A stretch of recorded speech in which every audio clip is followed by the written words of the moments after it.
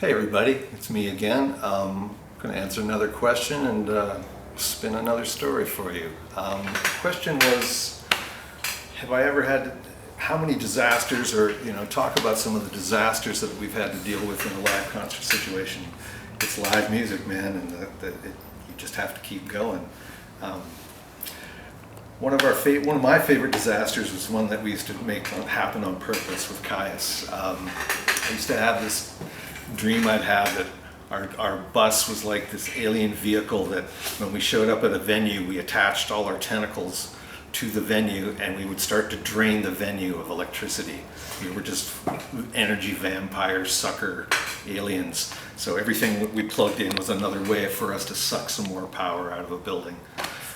We would get to some of these smaller venues and we would talk to the owners of the club, say, hey, we're pretty loud and we draw a lot of power, are we going to be okay? We're going to blow any fuses. And nobody would ever admit that they didn't have enough power in their venue. So we would get up on stage and all those ampegs would get turned to 10. And I'd be busting the PAs, as hard as I could. Circuits would blow. And I'd look to the stage and Josh would throw his hands up and I'd throw my hands up and we were like, victory! We've done it again. We've blown up another building. We used to just kind of take pride in it in a sick way. So I don't know, kind of self-inflicted disasters that we enjoyed doing. Another guy I worked with, Jack White, had a really interesting approach to things going wrong on stage, and he took it as inspiration. When things would go wrong on stage, he would run with it. Like if his vocal mic got knocked over or there was something that happened, he would run over to another vocal mic and sing that, or pull the mic off of a drum set and sing into that. So I love that he never let any of that kind of shit stop him. A lot of the disasters that we would have in the analog days I could deal with. You could see everything in those days and you could see where things were plugged in, and a lot of that equipment with the tubes and just the way things plugged in would get kind of jostled in the tour process, but a good punch to the side of it would usually make it work again. So those were usually the kind of fixes that you dealt with. In the digital age, and respect to the people who have a skill set to work fast around that gear, it was always a little harder for me. When something went down, I couldn't dive into the computer quick enough to see if I could fix it, and stuff isn't plugged in the same way. As we grew, as Queens grew and some of the other bands I grew with toured and the productions got bigger, you hired a lot of people to help you with a lot of the details.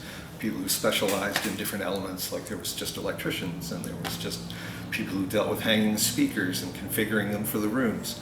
And it allowed me to just focus on doing sound. So I'm grateful as my career progressed, I had to worry less and less about how to deal with disasters and just deal with mix and sound. All right, I think I got time just to tell another tale. This is back when we first started out. Besides doing sound for Kyuss, I also did the lighting along with Josh. Josh used to set up light shows when he was a kid for raves, and I'd always really been into lighting just from my theater background. So that was one of the most fun things we did. When we'd arrive at a venue, we would try to just set up some kind of retinal delights for our audience to enjoy with the music. And one of our favorite things was a smoke machine. In the old days, I know the smoke that came out of those things wasn't good for you. I don't know that it's still, if they've changed the formula enough to make it good for you. But we used to have so much fun with this fog machine. We played a gig in Boston once and filled the room so heavily you could not see the band, you could not see other people in the audience. The owner couldn't find me to turn off the machine.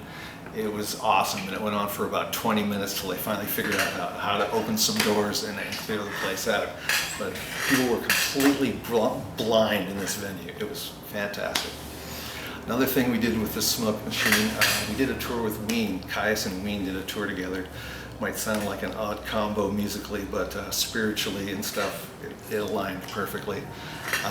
We had a tour bus and we're playing, I think it was up in Seattle, and we brought the smoke machine onto the tour bus with us, along with a couple of big balloons of nitrous. And so we proceeded to fill the tour bus up with smoke. We, again, couldn't see 3 inches in front of your face. you would just be sitting there in your seat in the bus and you would feel a balloon kind of plump off into your face, and you'd reach out and grab it, and work your way around and find the nozzle and take a hit of nitrous, and then push it off into the ether again. And then another thing we did on that same little round of tripping out on the bus, these buses, the older buses had like a little porthole on the roof. There was a couple of handles and you could push it up to let air into the bus. But we realized that if we pushed it up and down and pumped it, we could blow smoke rings off the top of our bus.